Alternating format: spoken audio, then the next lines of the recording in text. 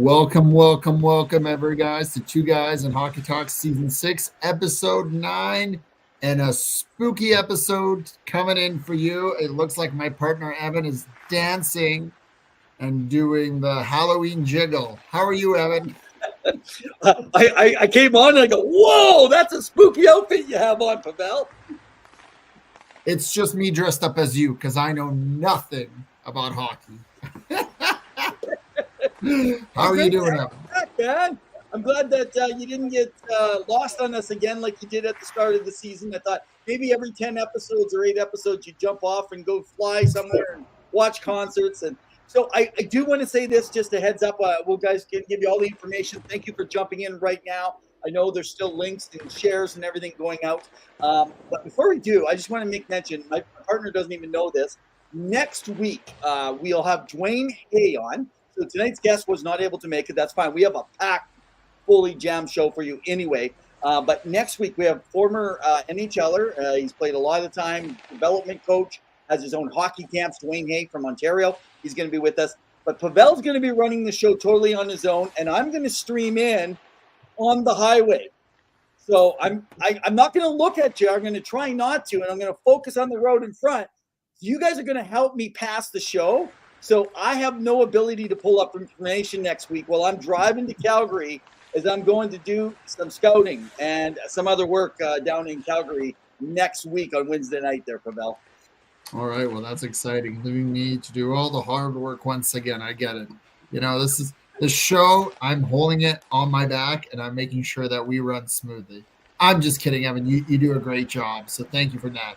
Evan, we've got a jam-packed show for everyone tonight who's tuning in, so we appreciate it. Remember to like, share, subscribe. We are here every Wednesday at 7 p.m. Mountain Standard Time. We love hearing from you guys. We've got articles on the go consistently. We've got my weekly update. We had Grant Cummings talk about the Boston Bruins and a spooky start that they've had. We'll get into that a little bit later. But go check out our website. We got a lot of great content there. But where do you want to start, Evan? Because there's a lot happening, not only in the NHL, but outside around the rink. Well, it's funny. You were talking about your article. Guys, go to twoguysinhockeytalk.com. You can find our articles. Yeah, but by the way, there was a great article. We'll talk about it later in Around the Rink, a little bit around the KHL. Patrick Conway had some great stuff out of the KHL on Russian News Hockey. But you ended up missing something just before going on the show. You go, oh, great. A trade happens right after I put out my release in my article for everything happening. Maybe why don't you go ahead and start us with that news? For sure. So it sounds like just a few hours ago, it was announced that Timothy Liljegren of the Toronto Maple Leafs has gone over to the San Jose Sharks, a right-handed shot defenseman, a former first-round pick, for Matt Benning, a third-round pick, and a sixth-round pick, to my understanding. I'm going to try to get the years because I want to make sure I got the right one. So it's a conditional 2025 third-round pick and a 2026 sixth-round pick, which, if people recall, Matt Benning was a sixth-round pick. Interesting trade. Go ahead. Yeah. I was going to say, did you hear? I'll let you finish that. But the 2 picks, they have 3 picks that the Sharks have in that round next year. So whichever pick is the earlier pick is the pick that's going to be going to the higher pick. Going to go to Toronto. Interesting. So that could be Edmonton's pick. Yeah, Edmonton or Colorado's, if I recall. So there's definitely that. Now we know that Timothy Liljegren didn't make the lineup in Toronto. He's a right-hand shot defenseman. They thought he'd be a top 4. He played last year when Sheldon Keefe was still there. Literally, Craig Berube doesn't believe in him. He played, I think, 1 or 2 games this season. This is Halloween. You just call him Berube. Berube. He's sounding like Evan right now. And so he didn't crack the lineup. Matt Benning goes the other way, formerly played for Edmonton. I think he was recently injured, but he has a smaller cap hit, I think 1.75, whereas Liljegren has $3 million left for 1 more year after this one. The Sharks are a little bit decimated. They've won 2 in a row, so people are already commenting that, they're already going all in and going for that right-handed coveted defenseman. But they could use some help. But I think this works better in my mind for Toronto because they shed cap space and because they have a few guys coming back, including Hawk and Paul, who they're probably going to want to get back there. So do you not think, like, I don't know, Toronto fans, or if maybe you're a Sharks fan, I know my cousin's a Sharks fan. I'm sure she'll like the player they got. High draft, can't make the Leafs lineup. They're going to get a lot of playing time. This is a great deal for them, but that's a lot to give up to me. That's what I thought. Like from a 2017 draft year, you know, the chance, I mean, you never know, but yeah, I mean, so guys, what do you think out there? I want you guys to be able to chime in here and just kind of let us know your thoughts. The Toronto San Jose Sharks, was it too much for the Sharks? Was it just right? Are you happy that the Leafs pulled the trade, or do you think there was something better if they would have hung out there? I think this is the best offer they were going to get for Liljegren, and I think they're going to make the most of it. You guys, what? No, I got it. You answered the question, but the question was actually for them. No, I know. I'm just adding it. But anyways, you guys can let us know, as Evan says, what you think in the comments. Yeah. Okay. Go ahead. Is there anything else around Toronto we want to hit on before we move over to Pittsburgh? Congrats on them on ending Winnipeg's 8-0-0 start and ending that streak. Good for them. There's still some question marks there in Toronto, but overall, I think Stolarz has performed very well. And I still don't know if Woll is ever going to play. I know they believed in him. They signed him. Is this guy ever going to play? He played one game, and it wasn't very good. Your thoughts on Joseph Woll and potentially, given how injury-prone he could be? Yeah, well, I mean, I don't know. It seems like Toronto deals a lot with injuries for their goalies over the years. Like, I know they bring in guys that got injury issues, but it just seems like they've run into that problem over and over. It can't be just be a conditioning thing, right? You know, because these guys train from other places and stuff. So I think it's good. I think that it's good for him to sit and learn. He is young and new. He got some opportunities last year because he was able to kind of roll with it for a little while. But Stolarz is you know, for a guy that was a third string being thrown around during the pandemic as that third goalie, and get him and Forsberg, remember? Those two guys got moved around. There was one other player that's playing. Eric Comrie went around a few times too. That's right, Eric. I thought there was another Florida guy that kind of got thrown around a bit, but maybe I'm Alex wrong. Lyon? Lyon, yeah. No. Alex Lyon. Yeah, he's in Detroit now.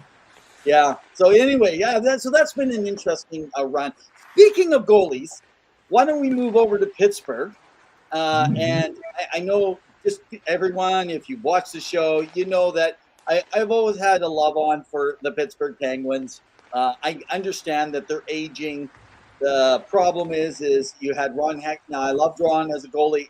Never liked him as an executive working in management. I just don't feel like that's his game. He never believed. He drafted Carter Hart. Say what you want about his off-ice antics. He did draft him. Yeah. Oh, yeah. No, I mean, but the players that he didn't draft, the players he didn't believe, like he just wanted to win at all costs. He made a comment about Edmonton back in the day about drafting higher players, that's not how that's a shame to the league and blah, blah, blah. Well, I don't think Hextall realizes, but he doesn't look good in the league. No one talks positive about his management when it comes to drafting players and trading for players and contracts. With that, when it comes to being a player, that guy is a Hall of Famer, right? I mean, so you got to take it for what it's worth. But anyway, Pittsburgh, he's left a mess there. Dubas has tried to fix it. Some people question Dubas's moves, including Carlson, a lot of how he's moved things around. So why don't you, because I'm the one that is probably more disappointed, why don't you share a little bit and update people what's happening and give your thought on it in Pittsburgh? Well, so not only are they 3-7-1 so far in the season, even though Malkin's having a resurgence of a career, he's been playing outstanding. Sidney Crosby is elite. Of course, he's most likely going to be Captain Canada again for the Four Nations tournament. But Tristan Jarry, amongst a few other goalies, he's had a hard, rough time. And so he's been assigned to the Wilkes-Barre Scranton, I believe it is, AHL team. And so he's playing down there. I think he's played one game. It's because he's had a 5.47 goals against average. That's not good. On average, if you think about good NHL goalies, they hover between 2 and 3.5, one would say, on average, just to get good goaltending. You got your, Shesterkins and Vasilevsky, who could be a little bit higher. or lower in terms of closer to the 1.8, 1.9, where they can steal a game, get a few shutouts. But that's not a number you want. His save percentage is 842 this season. He struggled last year, even though Dubas re-signed him, I believe, last season to a 5-year, $5 million contract. And his confidence is shot. He needs to find his game. And similar to what happened with Ilya Samsonov in Toronto, and he was able to find his game and then come back, play for Toronto. Of course, they didn't renew his contract. He went over to Vegas this season. And even Jack Campbell, who has struggled, even though he was picked up for Detroit, he's in the Players Assistance Program. The goalie's having a hard time. And like a quarterback in football, you got to be able to keep the puck out of the net, and that's the primary person you go to because that's your last stop of defense, right? And it's the biggest impact you have on a game. You're playing the full 60 minutes, if not more. You're there. You have to be technically sound. You know this, Evan. We've talked about goaltending. You have to be prepared mentally. And, it would be one thing like in Colorado where Georgiev plays X amount of games, like 60 plus. And so I get it. His body is tired maybe and injury prone, whatever it may be, right? But this is just mental compete. He needs to be ready and set for the games. Granted, the defense isn't as bad as people make it out to be, but it's not the best. But you still have some, good pieces where you can protect the goalie and build a system. But I wonder then, is this mean that Mike Sullivan's job is on the line? He's the second longest serving head coach in the game. He's been there for a while. Would that help change things up? Or even the goaltending coach? I know that sometimes that could change things up. And what does Pittsburgh do? Your thoughts? Yeah. And I've been saying for a while that Sullivan is basically on his way out, and it's not because he's not a good coach. It's that it's like he's just not able to turn the franchise around, and there's always a scapegoat, whether it's true and the coach is the issue or not. So like I've said, I see someone like a Woodcroft being able to go in there, and he's good working with some of those younger guys, including McGrody. So let me just mention, interesting enough. So there was a lot of rumors because he didn't go back to Winnipeg. They're going where because Roger did not in that trade with Brandon Yeager over to Winnipeg. They said he had a bad attitude. He didn't want to go there. I'd like to just clear up one thing before I go on about Pittsburgh. Is McGrody's gone down. He's played 4 games. He hasn't got a point. What they've been telling him is we want you to work on your time with the puck and getting to the hard spaces with the puck. We're not worried about your offense. We're worried about your defense. Yeah. So that has been the focus. He recognizes it. They're happy with what's happening down in Wilkes-Barre right now. But I just pulled it up quickly for everybody. If you want to know it, for Winnipeg, he's back in Moose Jaw again. For this will be his 3rd year working with Moose Jaw since he was drafted after his draft year. He had last year. Now he has this year. And Braden Yeager already has 11 games. He's got 8 goals, 9 assists for 17 points. He's on pace for his best season yet, just by a few, but almost 50-goal season. So, talking about development is can kind of be interesting. We'll talk about that later on when we talk about some junior hockey. But looking at this, we know that they got goaltending issues. Will he turn it around? I'm really worried. I like Tristan Jarry. I'm really worried. Will he be dealing with, we'll call it a mini light of what Jack Campbell dealt with? All of a sudden, something happens with their psyche, and they need a goalie whisperer. Maybe it's time for him to find Sean Burke. 100%. I will. Before we get to that, I just want to comment that I like that game where Pittsburgh faced off with Winnipeg, and I believe the Winnipeg Jets fans were chanting, "Where is Rucker?" So that was quite appealing. I mean, I called him Roger. My apology, is Rucker.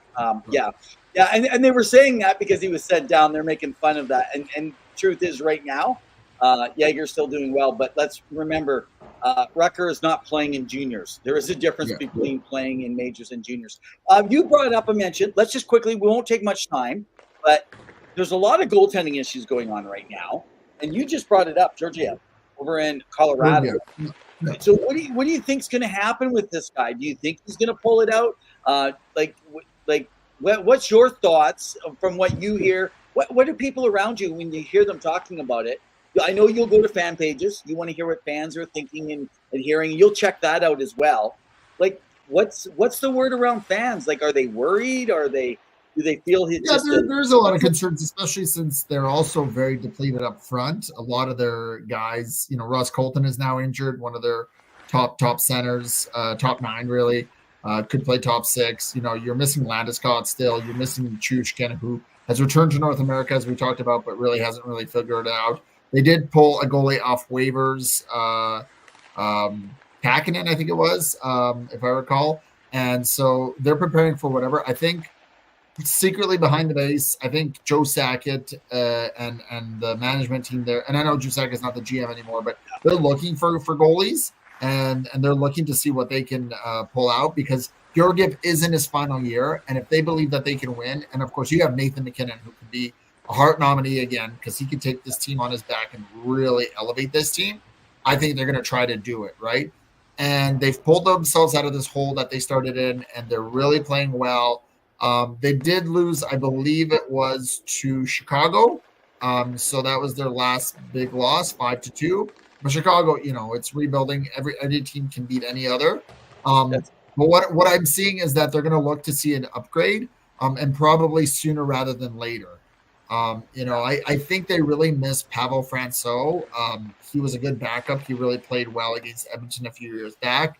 But they're looking, and they're going to see what they can get. Somebody has 2 or 3 years left, and look no further than San Jose, who's trading away picks at Mackenzie Blackwood.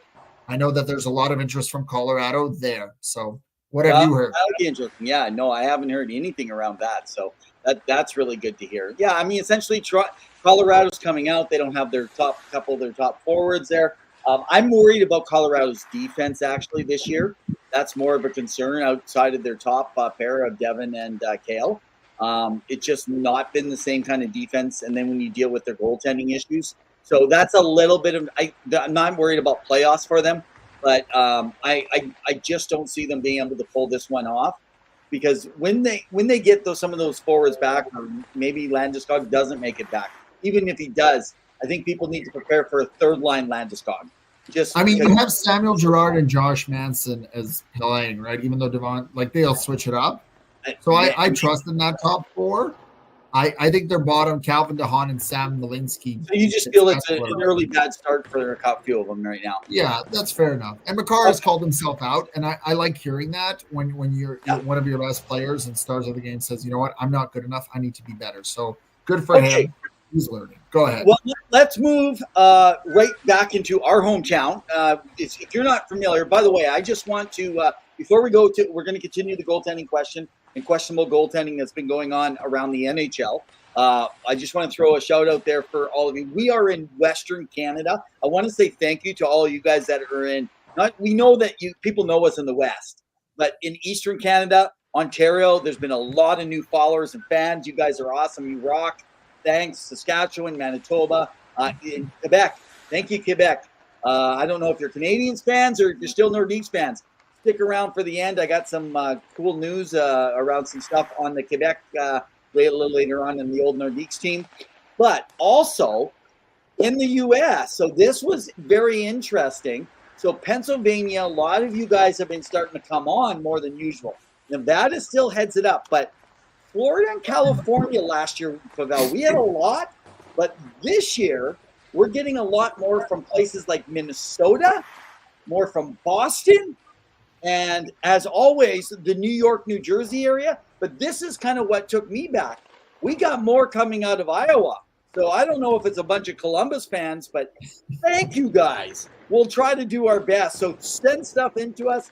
And by the way, send shouts out. So put in the comment box. Let us know where you're from as we're kind of cruising through. We just want to say thank you for following us. So we have our show right here every Wednesday night, 7 p.m. You can also find this show on all of our streams on Facebook, on our X. So I'm at Rev and Ev, and Pavel's at hockey_2 for our Two Guys in Hockey Talk X stream, as well as you can check us out on Instagram, a few other places, and our YouTube channel. That's all of our old shows.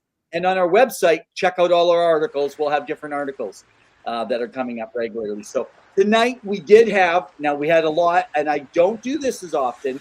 Pavel doesn't do this as often because we are from the West. We don't try to overdo everything that's local.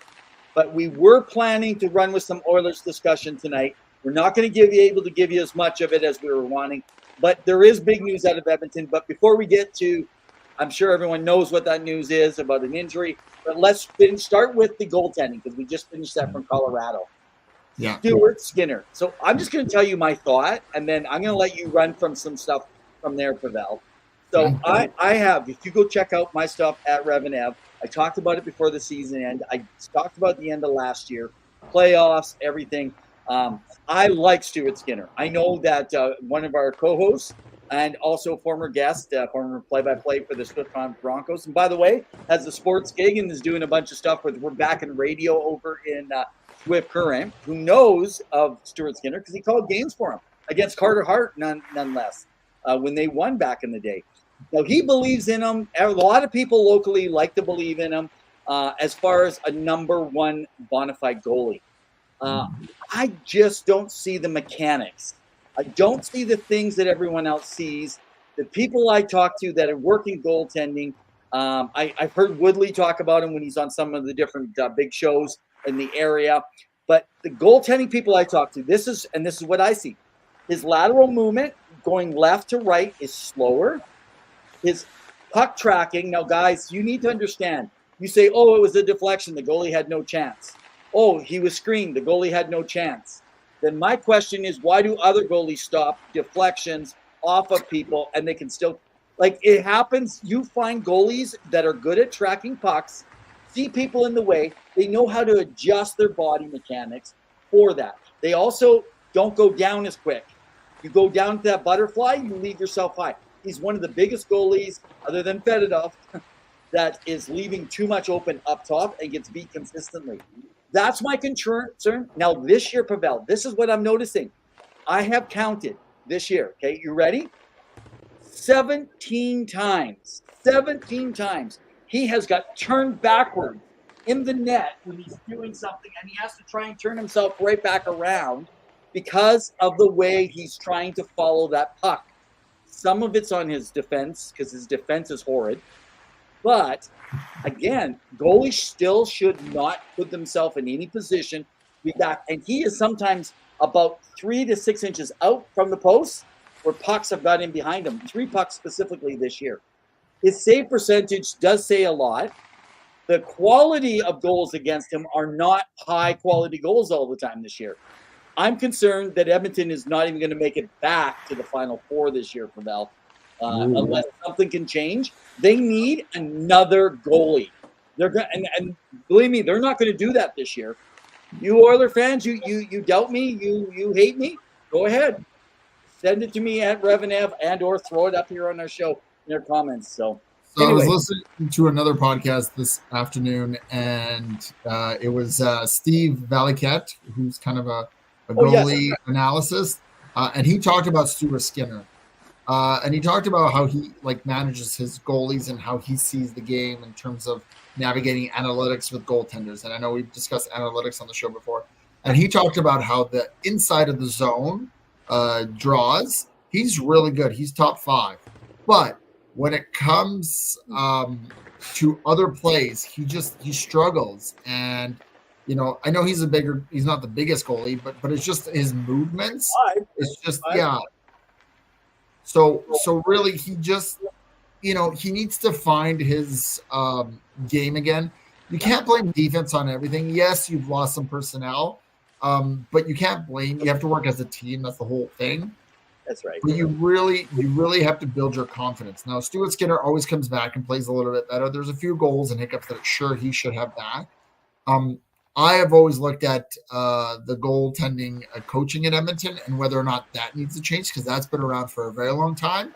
And you look at someone like, what was his name that went over to Minnesota? Oh, his name is escaping me. Tall goal. Not Rollison, but you guys can correct me. Dwayne, what's his name? They just had it. Goaltender for Edmonton that got traded to Minnesota. Devin Dubnyk?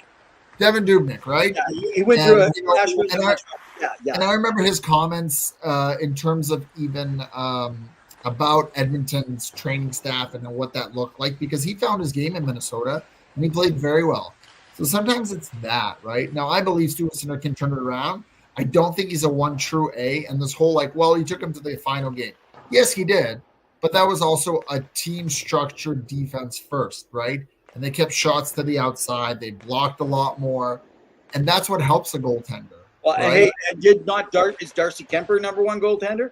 He won a cup with them, with Colorado. He did. But Yeah. That team was a fire wagon. Oilers last year, Leon Draisaitl and McDavid were fire wagon hockey, man. So we'll see what happens. I'm not counting them out yet, but I think they have an opportunity to make an impact. They really got to just take it one game at a time and figure things out. Now, speaking of Edmonton Oilers, it sounds like Connor McDavid's going to be out for a bit. It was a bit of an on-call trip against him when they played Columbus. He was flying out there in his first shift, but then he kind of got a stick stuck on his skate, went in. It looked like he was his ankle a bit more, so he's flown back to Edmonton to get tested. It sounds like it's going to be a month to maybe 6 weeks, no more. But this is a big loss for Edmonton because they've struggled with him out of the lineup, and their offense dries up a little bit. So this is a big time for not only Draisaitl to step up, but also Hyman and Ryan Nugent-Hopkins, who have both struggled. Would you say that Chicago and Edmonton are at different places in their franchise history right now? Yes. So if the last 2 seasons, Peter Mrazek has an .894 save percentage, almost 900, and last year was a 9.908. So he stopped almost 91% of all the shots. I would say that defense was horrid last year. Now, he's starting off rough with a horrid defense, and he still almost has a 90% save, whereas Skinner's not getting that. I'm just looking, because no one would say Peter Mrazek is a bona fide #1 goalie in most years past. They've always put him as a 1D. Well, he struggled in Toronto. Yeah, but why has he done well? I guess that just goes to tell me that I like Skinner, and I hope they can work through his game. But I think, like you said, maybe they need to bring in some other goaltending coaching. And it's not, they've gone through every coach and changed everybody. The one person standing for the last, 15 years, 20 years as the goaltending coach, Dustin Shorts. And it's funny because they say, well, you better give him credit when they do well. Just because Stuart Skinner in that year was doing well in his, for Rookie of the Year, he had a team that helped him get to that place. His percentages were not through the roof. It was rookies, and a goalie doing that well was a good thing. But he is a veteran goalie coming in as a rookie. He wasn't like first, second year goalie coming in. He had put his time in. And so I think that I'm a little concerned about management. I'm concerned about Bowman and Jackson and their decisions. Not a top 4D. They want to save cap space. Now with McDavid, they're going to lose some of that cap space. They are a mess, and they're going to be lucky to play 500 hockey. And so I think your predictions that you put your stuff in last week, guys, go back to last week's show for Pawel, where you have them rated lower. I think that's going to be it's going to be pretty accurate, because I don't see with that defense and that goaltending and McDavid out approximately, say, 8 to 10 games this year, that they're going to do well. I do want to just say something on their stat lines. So interesting, their stat lines for scoring, Pawel, this year, they are at a 4.9 shooting percentage as a team.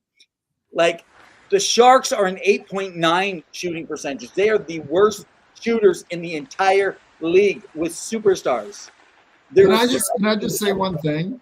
I think it was the Florida Panthers versus the Islanders, and the Florida Panthers Instagram page / Twitter page posted about a goal that they got, but Matthew Tkachuk got right into Varlamov into the blue crease, gave him a little bit of a shove, gave him a little bit of a knock, and they scored and it counted.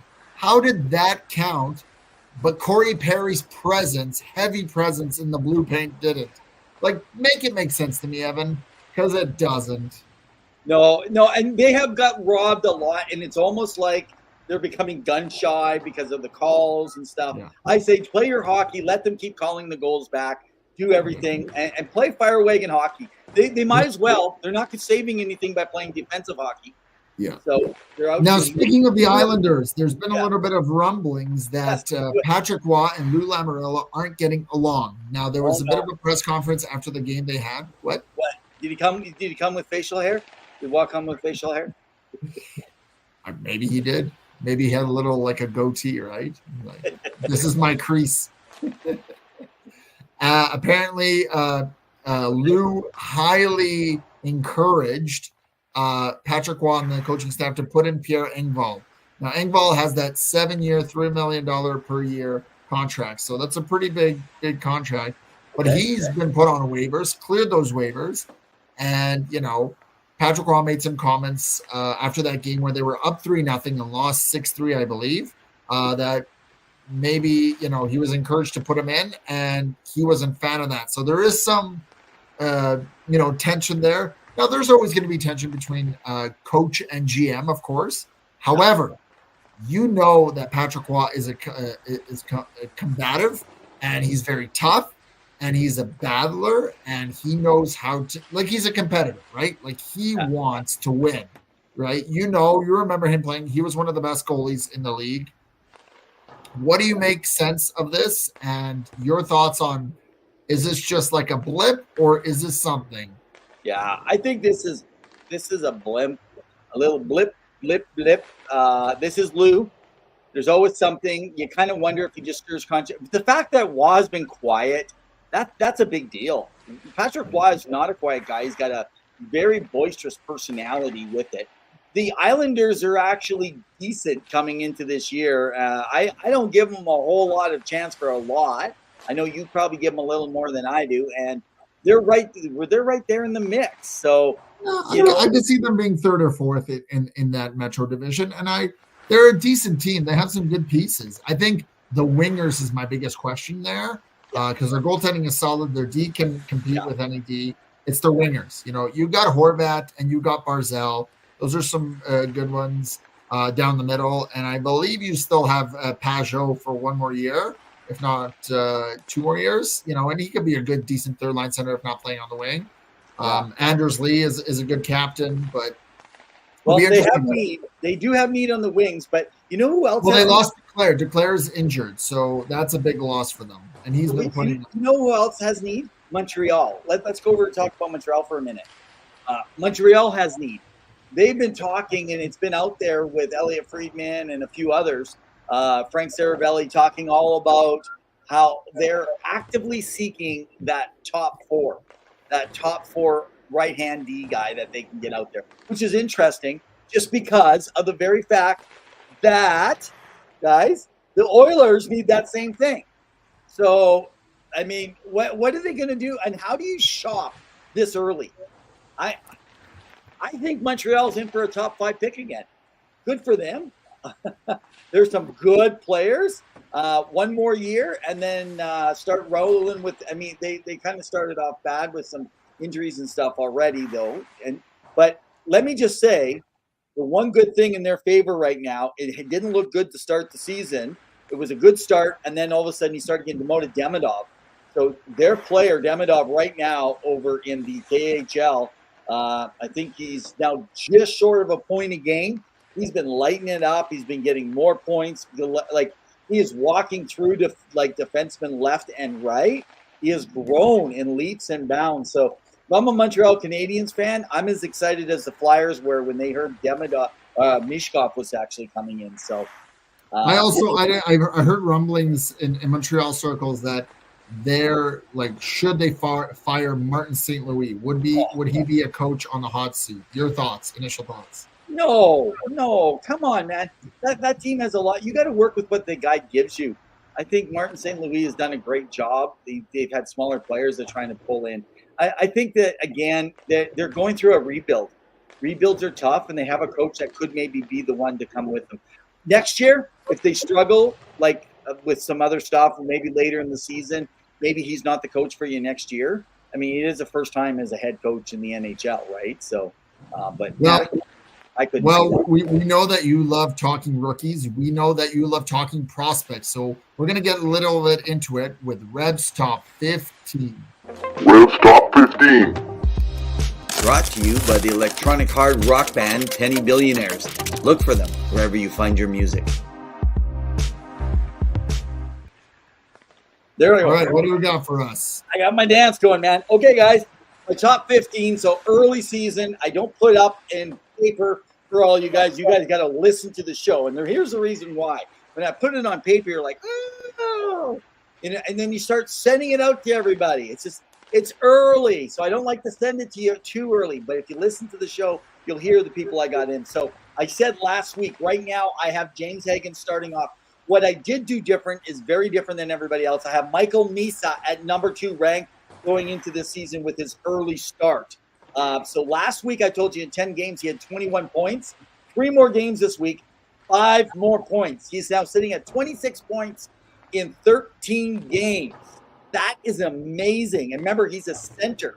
You know what that would mean, Pawel? That would mean if we did a mock draft right now, Philadelphia Flyers would say, we welcome number 2 overall, Michael Misa. And they would have their centerman to go with Mishkov. So that, of course, that's from my standpoint on that. Now, however, those are the 2 guys. This last week, 1 game, 1 point only for Hagens. NCAA, they don't play as much. Now, the third guy who some rank number 2, most will rank him ahead. He's not a centerman, so Pawel, I don't give it as much. And he plays in juniors, and he's 6'3", 170 pounds. He's big, so I'm not sure if that's why he's dominating right now as well. So, and he's a winger, but that's Porter Martin. He is a right wing with the Steelheads. He's 6'3". He has a healthy dose of physicality in his game.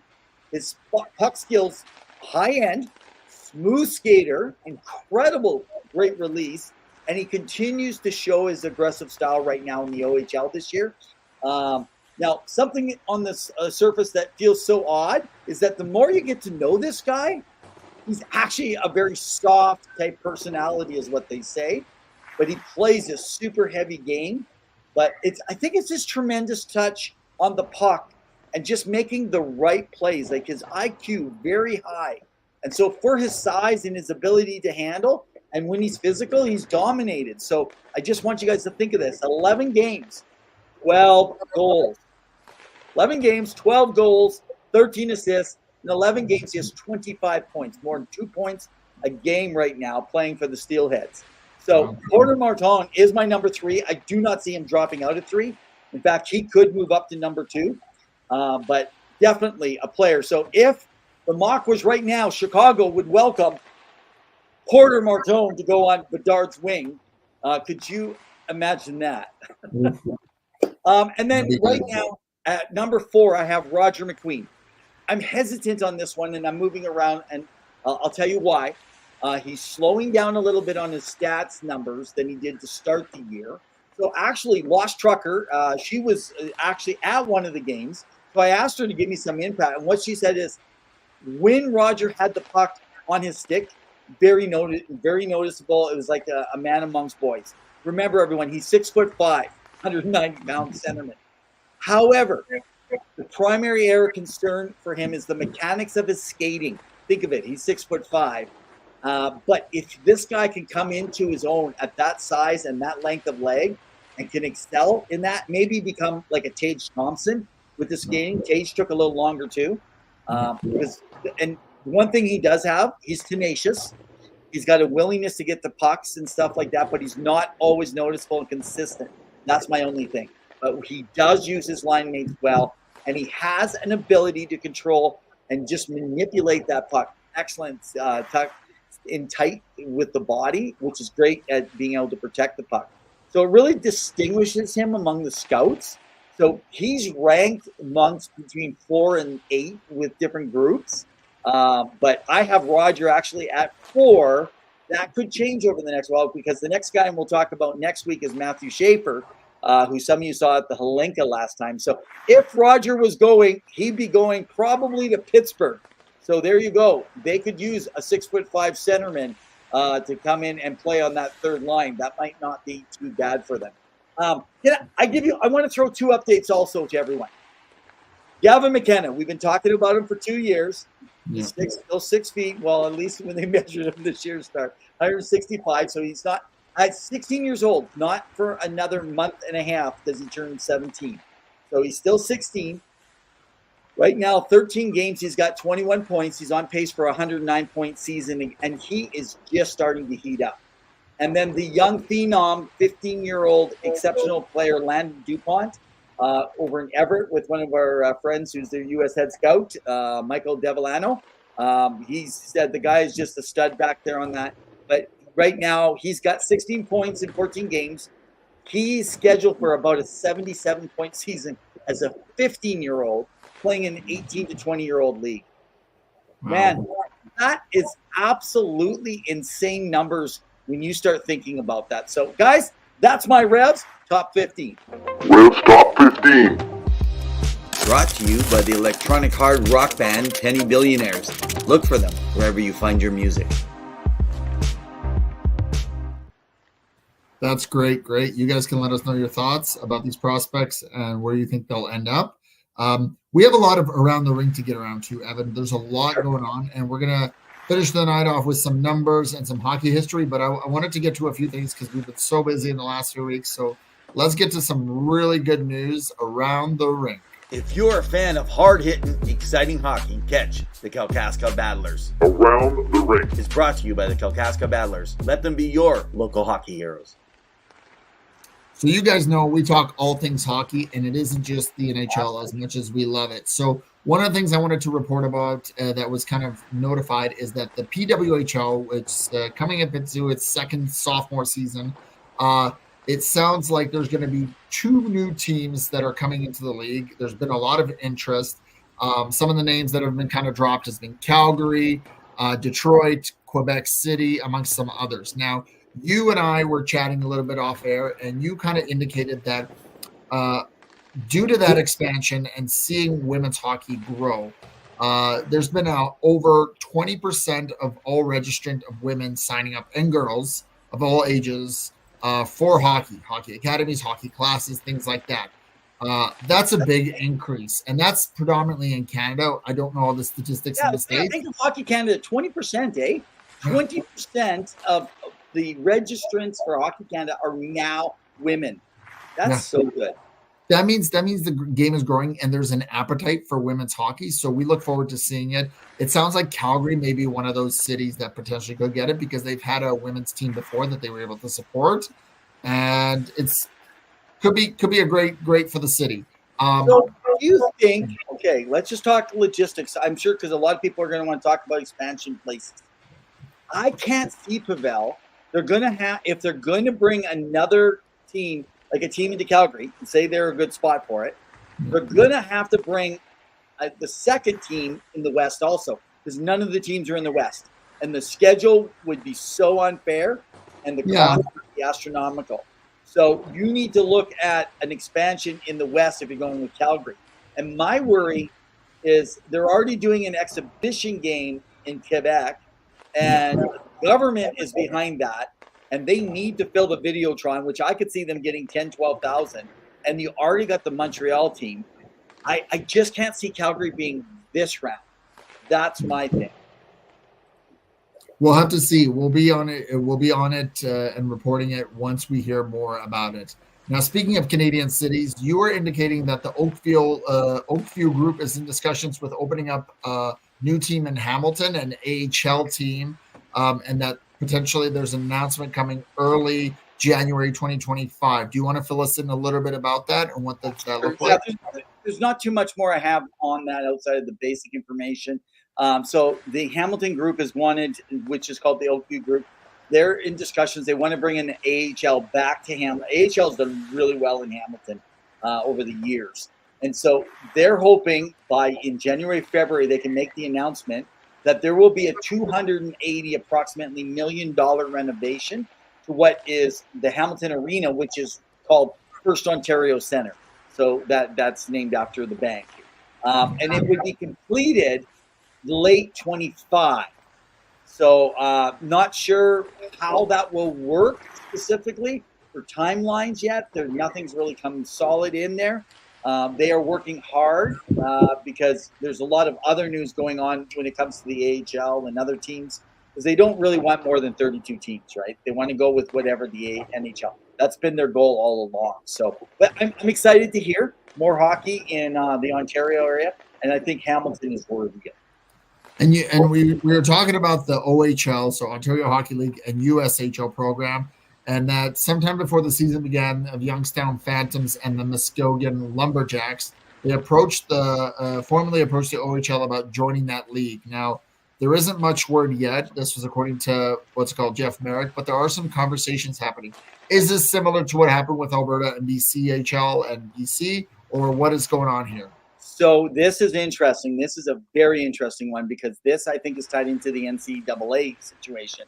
The USHL has always used that as a feeder system to get the NCAA players, but now they're looking and saying, well, if they can still go the NCAA route, what if we weren't in the USHL? What if we asked to join in as American teams and joined in on the Ontario Hockey League because it's major junior hockey, right? It's not just junior A. So that's I don't think this will be able to be pulled off. Now, Youngstown, though, is an incredible place.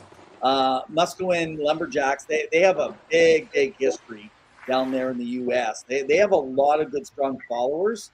But, I mean, it would be a sad day for the USHL. But I can tell you, if this move happened and you're already dealing with all this other stuff and some of the junior leagues are hurt because of the CHL, and them bringing in teams and absorbing and stuff, man, with NCAA rules, I could see some chaos in hockey, where some groups are going to be in upheaval, and I could see some leagues starting to narrow down, and there's less spots available for young people.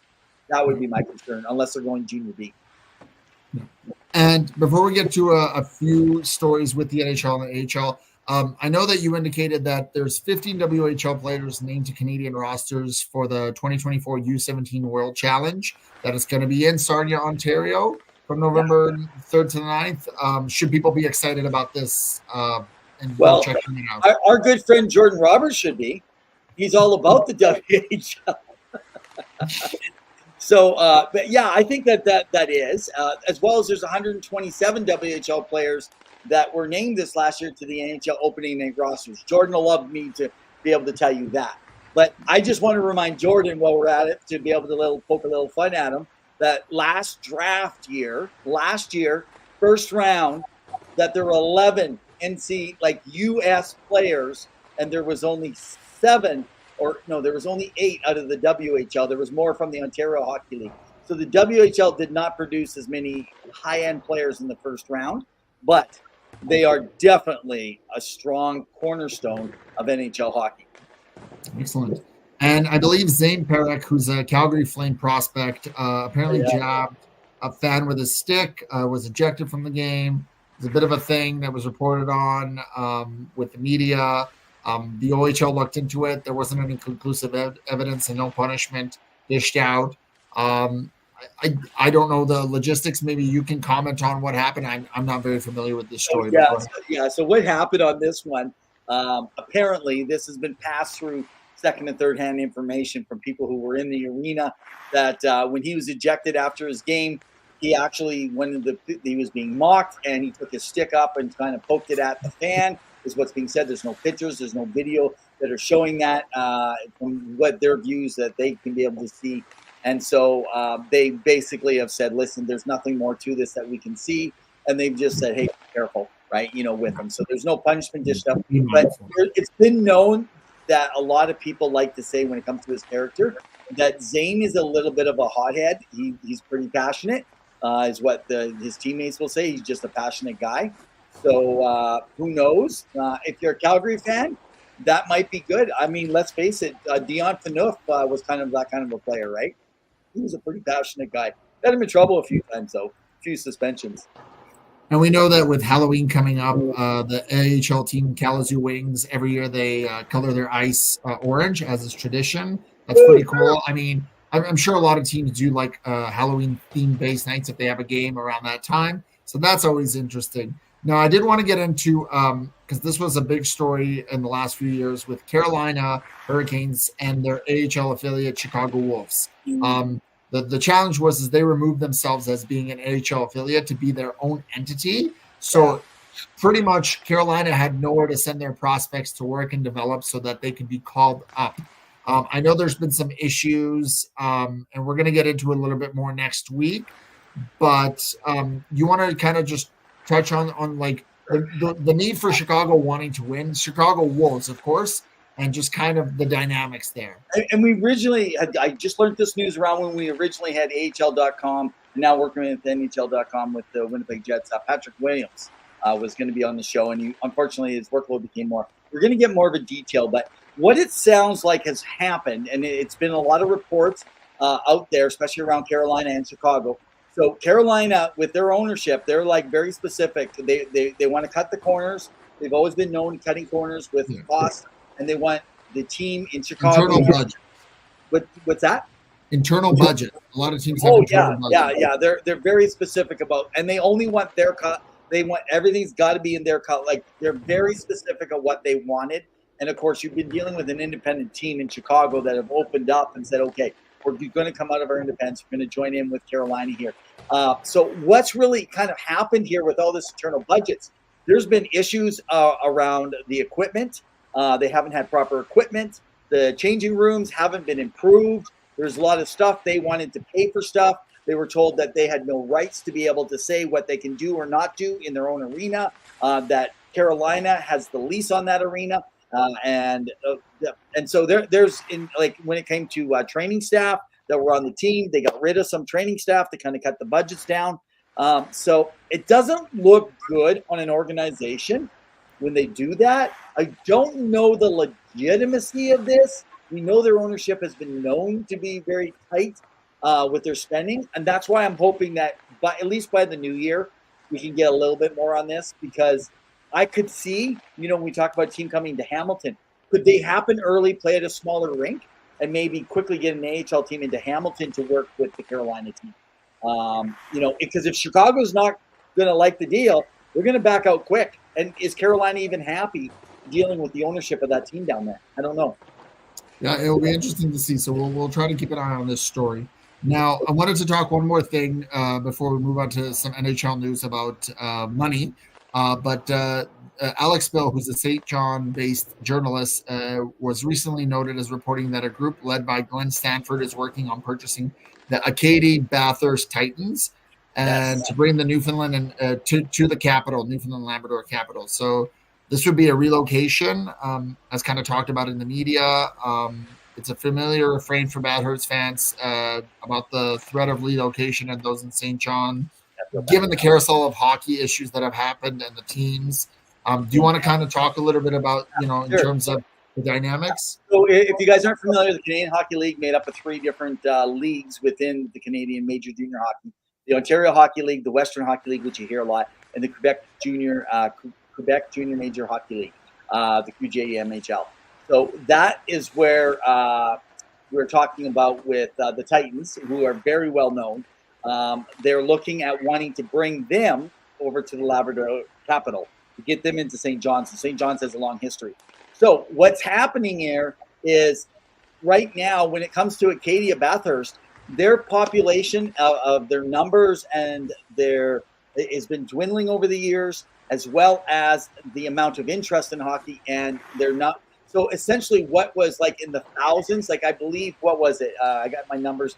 The attendance dropped from like 13,240 to 11,000. The population of the area.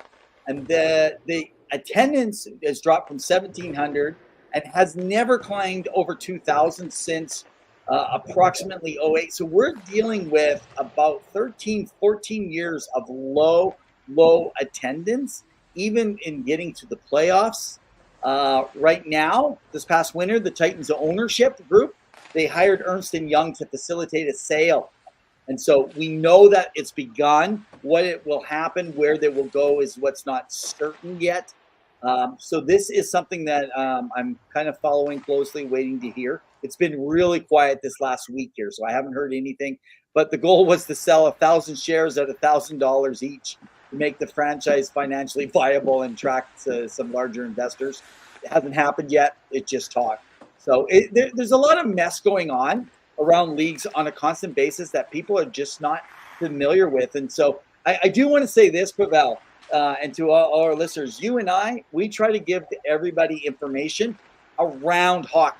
That's what makes our niche very different.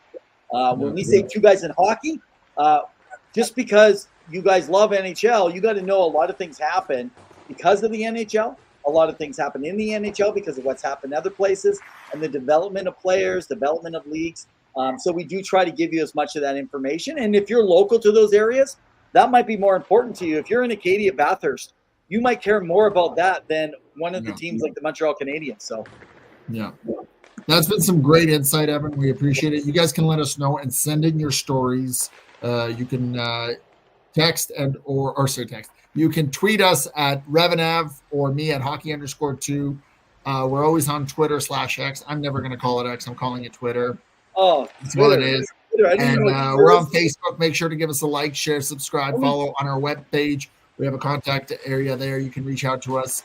We're going to get into a little bit of NHL news because there's still a little bit left.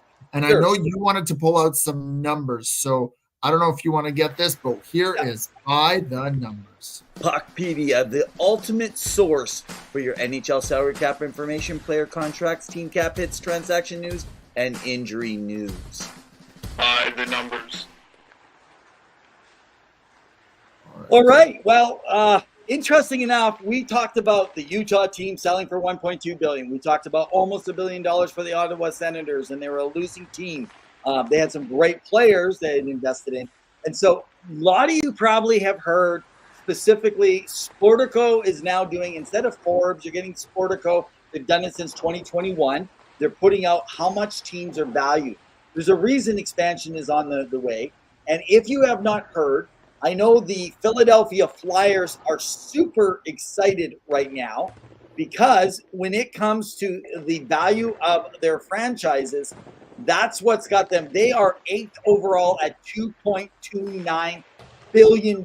That's what their franchise is actually worth right now. So what I did is I pulled up. So let's just throw it up on the screen here. Oh, it's going to kind of come up on behind you. It's going to be my background here. So let's pull us off here when I pull this up. Okay. It's going to pull up. No, it's not going to work. So, okay. I'll just leave it. We'll just leave it, guys. Sorry about that for right now. All right. Yeah, it's gonna. I have it as a background. That was the problem with it when we were doing it. Is it like this? Yeah, don't worry about it. That's okay. I put it in the wrong place when I added to my backgrounds. Okay, so let me just give you a quick look, guys, of what we're dealing with numbers of franchises, so you can see. Columbus is the number 32. The lowest price to buy a franchise is Columbus at $1.2 billion. The Columbus Blue Jackets, a team that hasn't won in how long, had one really good, maybe two good playoff runs in their history. The Oilers are sitting 7th, which I find kind of weird because the Kings are 5th. The Oilers have more of a nice district. They got a better lease. They got better players. I don't know how the Kings in an older arena, just because they're in Los Angeles, but maybe it's because American dollars or something, and they're so close. But when you look at the sheer numbers that are out there right now with some of these valuations, so you have the number one valuation. Toronto Maple Leafs are worth $3.66 billion. The Rangers, $3.25 billion. Montreal, $2.93. Boston, $2.67. Then the Kings come in at $2.5. Chicago at $2.45. The Oilers are worth $2.4 billion. Good job, Cats. The Flyers, they're losing $2.29. Washington at number 9 at $1.86. Detroit, a losing team right now, $1.85. Give me a team, Pavel. Give me a team I haven't said, and I'll quickly mention it, and then we'll stop at that. The Carolina Hurricanes. Okay, what are the Carolina Hurricanes? Number 25 overall, 1.29. Almost the Buffalo Sabres, given their woes in the playoffs. Okay, the Buffalo, they're the number 2 worst team in the league for value, and they're still worth $1.13 billion. Oh, the Pagulas aren't happy about that probably, and they own the Bills too. So what's happening now, and we saw it in Ottawa after they purchased, is when it comes to ownership. So if I have a franchise, I pay. Let's just say I paid 300 million, 500 million, even Vegas, right? I mean, think of this. So Vegas and Seattle. So Vegas comes in, and they're now worth $1.77 billion 6 years later, when they came in at what, 450. You have 650. 650 they came. Okay. 6 years ago, 7 years ago, technically.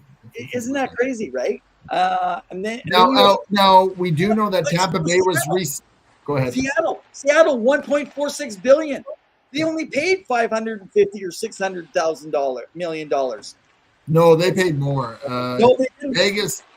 No. Seattle paid more. They paid like 780. I will look this up quickly. It was Vegas was the cheaper one than Seattle. Expansion fee. We're looking this up live. This is what's called live. $650 million, buddy. 650. Okay. I told you that. I said that. And you were telling me no. I'm telling you, get your facts straight. You know nothing about hockey. Okay. No, and I know that because I was the one doing the research on this. So here's the thing. They're starting to sell off. Think of this. If I can come to and go make right now, tomorrow, give you, say, 30% of my team, you have no seat at the table. You're just on the board for voting, and my vote outnumbers everybody else. And I can sell and get $400 million and do nothing and still build my franchise and go up and make every choice. So what's happening, and it's more people are investing, the more the values are going up. So that's some interesting things. And this is why expansion will happen, at least 2 more or 4 more teams, because this is free. So let's just say within the next year or two, say 2 years, because I don't think Vegas would be in on the expansion still. I think it's 10 years or something along that line. So the 2 teams, that would get split 30 ways. What's that going to come in at? 1.5 to 2. Well, I'm going to say the Utah went at 1.2. They're going to look for almost $2 billion for a new franchise. So $2 billion amongst 30 teams. That's free money. It doesn't go to players. The greed of the billionaires in your mind, and now in my mind, will be the reason that they expand, and it will happen, Pawel. Now, the money has spoken, and as Stone Cold Steve Austin says, and that's the bottom line. Well, I was going to say, if we believe in trickle-down economics, can they trickle down towards us and our pockets? Speaking of value, I know that recently Tampa Bay also sold their shares, and when that franchise came into play, I believe the owner bought it for like 60 or 70 million, and he's coming out with it $1.3 billion to resell to that group. Now he's staying on for the next few years to kind of oversee things and gradually transition out. But it just goes to show you that when you have a winning culture, so I'm thinking LA in the last decade or so, 2 cups, Chicago, 3 cups in the last decade. Of course, they're in a rebuild. Tampa Bay winning back-to-back cups and a Stanley Cup final appearance. When you have that, Evan, when you have success on the ice, you bring in revenue. You look at the stability of Florida. Now, they've won a cup, but you look at them going to the final versus Vegas a few years back, and they get butts in seats. And when you have that, you get people excited, and you create an on and off ice products. You get people in the building and you share it. Now, LA could be an anomaly given that they have the Lakers play out of there and the Clippers. So maybe there's something that's incorporated into there. What are we posting? 14 years. 170 million. 170 million to what was my numbers? I've lost track of my numbers already. I don't even know. Yeah. But that's absolutely insane. How do you take that when Tampa Bay, I'm just kind of looking, Tampa Bay's 11th overall. They're worth $1.8 billion. Yeah, but they were sold for 1.3. So this is this is equity. So assets that you have beyond that, right? But I believe they were sold for 1.3, 1.4 billion. So it just goes to show you. If you bought in that percentage, though, the worth of that company is even worth more. You could sell tomorrow and make more money. Yes. So it goes to show you that things have really helped. We'll see how the NHL looks next year. And I have a feeling that the salary cap, because the escrow is going to be paid off amongst the TV deals and everything else, is going to go up quite a bit. They have that new deal with Fanatics for jerseys. Things are looking up for the NHL financially.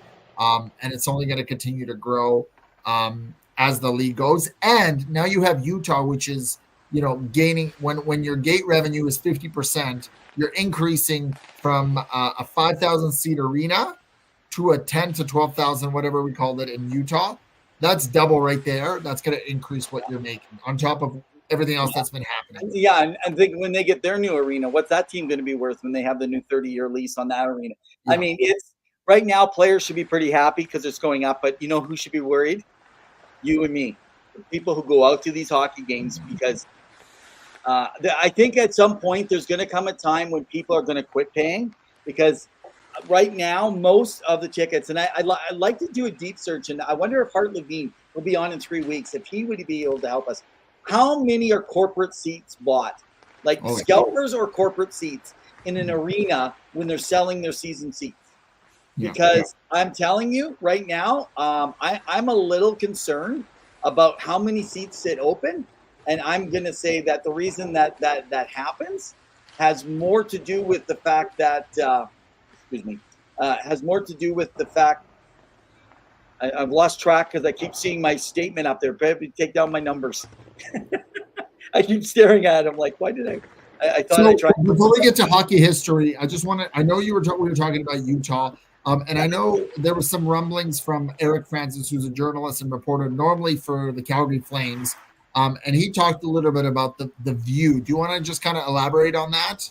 Yeah, so I actually got to see. So he commented here today, just recently. And so he had one of the worst seats in the house. And he said, literally, your view of the ice. So, normally you're back from the glass at least about 4 or 5 feet.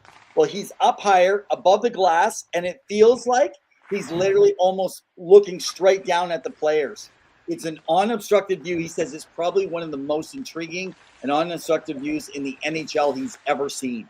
And he said, so while they may be low in numbers, he was pretty impressed with the incredible ability. There's obviously those 4,000 seats we talked about that, but you know what? I'm okay losing a little bit of the seating in most games. Well, and it's a temporary measure, but it's still an increase from what it was at that college arena. I tuned in from Arizona with that final game versus the Oilers. That was quite the experience. So say what you want, but that's a little hockey history. Now we're going to bring you a little other hockey history. That's not hockey history. It's my hockey history. Oh, that's your history. Yeah, well, I got better history. All right, so check out a little hockey history from Evan. The Kalkaska Battlers presents Hockey history. Catch the Kalkaska Battlers as they compete in the APHL. Check the skills, speed, heart. Make sure you catch a game and experience the thrill of live hockey. Go Battlers. Go Battlers. Okay, that's my little Halloween scare for all you guys. I got to throw something out to you guys with hockey history here tonight. Today, an eventful day in 1988, if you are a Winnipeg Jets fan. On that day, it started off with the Winnipeg Jets firing John Ferguson. He had been their only general manager since they joined the NHL in 1979. Like that's a long time to be a GM of a team. And he was replaced by Mike Smith. Now, I have a secondary story to the Mike Smith, but Mike Smith held that job until 1994. Now, he drafted the stars like Kachuk and Zamov and Nikolai Habibulin. But what was interesting, even in hockey history, that night in October 30th, when Mike Smith took over, Tony Granata, many of you guys might remember Tony Granata, he was a rookie. He scored 4 goals on that night of that changeover, including his first NHL hat trick to lead the Rangers to a 9-2 win over the Pittsburgh Penguins on that very same night. So while they were out there making their changes, it was a rookie over there in Tony Granata. Now, the reason I wanted to mention about him scoring sensation, because I wanted to bring you to Jet sensation. I just heard a story recently, maybe some of you have heard it, about the legendary Timo Solani, who played with the Jets. And it was Mike Smith, who he was at 47 goals. Remember, 47 goals. And he was told, because he hadn't scored in about 3 or 4 games or somewhere along that line. And so he was told he had to go in. He had to meet with Mike Smith. And Mike Smith said to him, listen, buddy, he goes, are you familiar with Moncton? Moncton, New Brunswick. And he goes, well, no. He goes, you better get ready because if you're not scoring, you're going down to the minors. And he's like, what? I almost got 50 goals. Like, he couldn't believe this. He goes, but what was even more weird, he says, is later that night he goes home and he's talking to his wife. It was his girlfriend then. And she goes, I ran into Mike Smith today at the mall. And he goes, oh? He goes, yeah, he was asking me if I know anything about Moncton. Well, he goes, so that night he went out and he scored 4 goals. He scored 4 goals, got over the 50 mark, and the rest is history. But Mike Smith will tell you to this day that Mike Smith is the one who actually made sure and got him out of his scoring slump.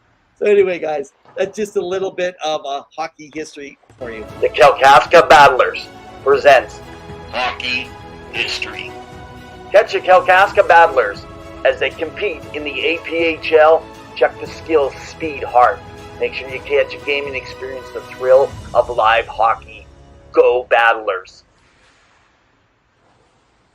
Well, this has been a spooky end to the show. We appreciate you all tuning in.